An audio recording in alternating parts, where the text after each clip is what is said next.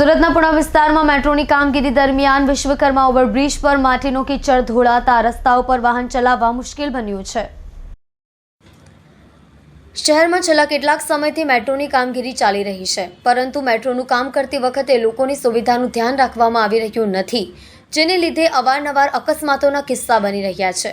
થોડા સમય પહેલા ઉધના દરવાજા નજીક મેટ્રોની એક ભારે ખમ ક્રેન દોડતી રિક્ષા પર પડી હતી। સદનસીબે રિક્ષા ચાલક બચી ગયો હતો।